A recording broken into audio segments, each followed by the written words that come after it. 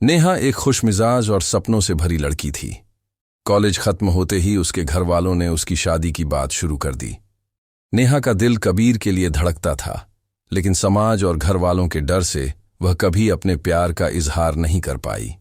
जल्द ही उसकी शादी रोहित नाम के एक लड़के से तय कर दी गई। रोहित एक अच्छा इंसान था, लेकिन नेहा का दिल उसके लिए नहीं धड़कता था। सगाई की रस्म पूरी हुई, लेकिन अंदर ही अंदर नेहा का मन बेचैन था। शादी की तैयारियां जोरों पर थीं, लेकिन नेहा हर पल एक उलझन में थी। उसने कबीर को एक आखिरी बार मिलने का फैसला किया। जब वह उससे मिली तो उसकी आंखों में आंसू थे। कबीर ने उसे रोकना चाहा, लेकिन वह जानती थी कि अब बहुत देर हो चुकी है। घर लौटते ही मां ने उसे दुल्हन के जोड़े में देखने की इच्छा जताई। नेहा ने जब आईने में खुद को देखा तो उसका मन और भी भारी हो गया। क्या वाकई तकदीर यही चाहती थी? शादी का दिन आ गया। नेहा दुल्हन के जोड़े में सजी थी, लेकिन उसके दिल में हलचल थी। बारात दरवाजे पर आ चुकी थी। ढोल नगाड़ों के बीच वह खुद को इस नए जीवन के लिए तैयार करने की कोशिश कर रही थी। अचानक एक अनजान नंबर से उसके फोन पर मैसेज आया। अगर तुम वाकई खुश हो तो मैं चला जाऊंगा, लेकिन अगर नहीं तो बस एक इशारा कर दो। ये कबीर था। आखिरी फैसला और तकदीर की चाल। नेहा का दिल जोर जोर से धड़कने लगा। क्या वह हिम्मत कर सकती थी? तभी पंडित जी ने मांगलिक दोष की बात कही और शादी थोड़ी देर के लिए रोक दी गई। परिवार के लोग समाधान के लिए बातचीत में लग गए। नेहा इस मौके को गंवाना नहीं चाहती थी। उसने कबीर को मिलने बुलाया, लेकिन जैसे ही वह बाहर जाने लगी, उसकी छोटी बहन ने उसे रोक लिया। क्या तुम सच में खुश हो दीदी? यह सवाल उसके फैसले की सबसे बड़ी कसौटी बन गया। नेहा ने खुद से पूछा, क्या वह सच्चे प्यार के बिना जी सकती है? तभी मां की आवाज आई, नेहा, कहां खो गई? वह चौंक गई। उसने कबीर से मिलने का फैसला किया और छुपकर गेट की तरफ बढ़ी। पर जैसे ही वह बाहर जाने वाली थी, रोहित अचानक वहां आ गया। उसकी आंखों में प्यार और समझदारी थी। अगर तुम मुझसे खुश नहीं हो तो मैं ये शादी तोड़ सकता हूं, उसने कहा। नेहा हैरान थी। क्या वाकई रोहित इतना अच्छा इंसान था? दूसरी तरफ कबीर इंतजार कर रहा था। नेहा की उलझन बढ़ती जा रही थी। तभी पंडित जी ने आवाज लगाई, अब शादी के फेरे शुरू होने वाले हैं। नेहा का दिल तेजी से धड़कने लगा। क्या उसे अपनी तकदीर से लड़ना चाहिए या उसे अपनाना चाहिए?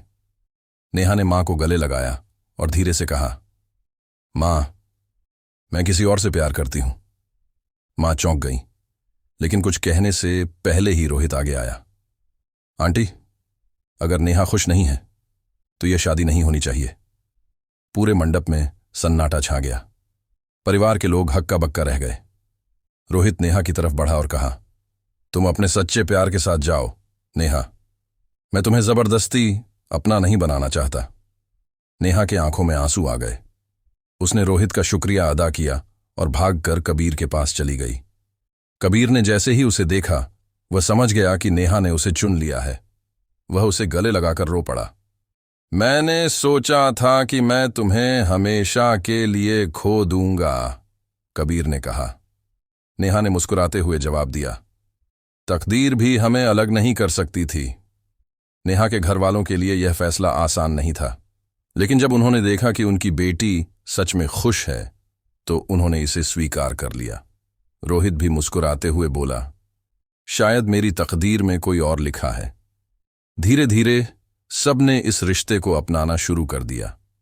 नेहा और कबीर की शादी हुई, लेकिन यह सिर्फ उनका प्यार नहीं था जो जीता, बल्कि यह भी साबित हुआ कि जब इंसान अपनी भावनाओं के साथ ईमानदार होता है तो तकदीर भी उसके साथ होती है।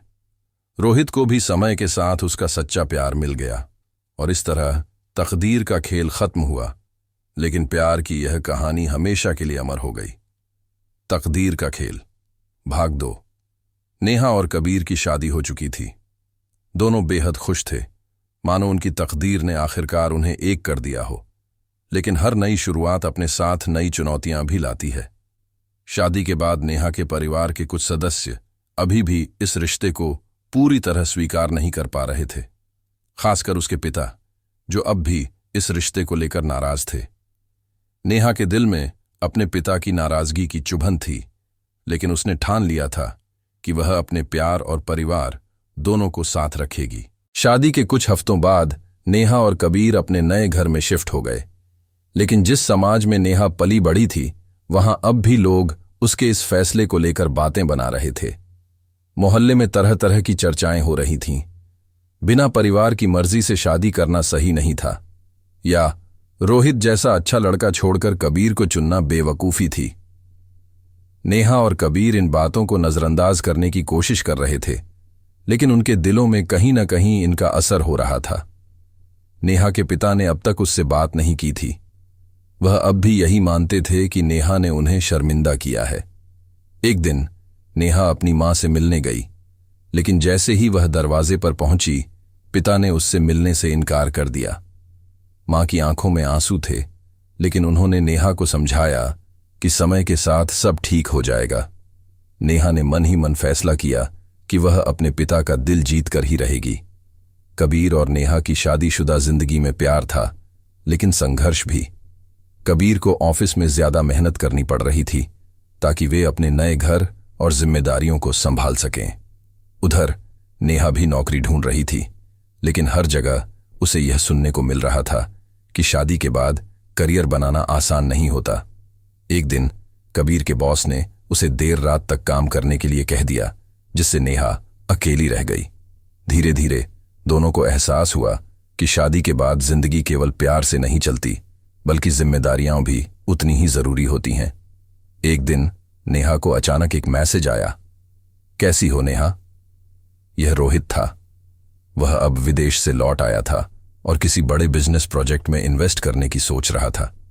उसने यह भी बताया कि वह अब पूरी तरह आगे बढ़ चुका है, लेकिन चाहता था कि नेहा और कबीर उसके नए प्रोजेक्ट का हिस्सा बने।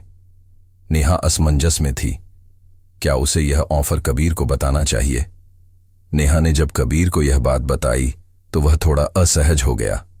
वह जानता था कि रोहित एक अच्छा इंसान था, लेकिन कहीं न कहीं उसके मन में असुरक्षा भी थी।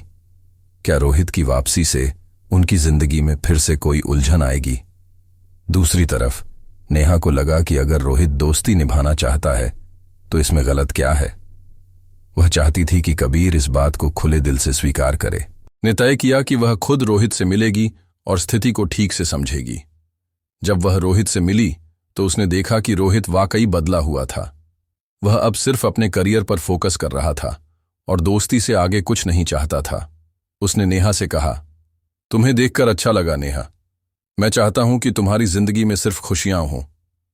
नेहा को एहसास हुआ कि कुछ रिश्ते भले ही अधूरे रह जाएं, लेकिन वे दुश्मनी में नहीं बदलने चाहिए।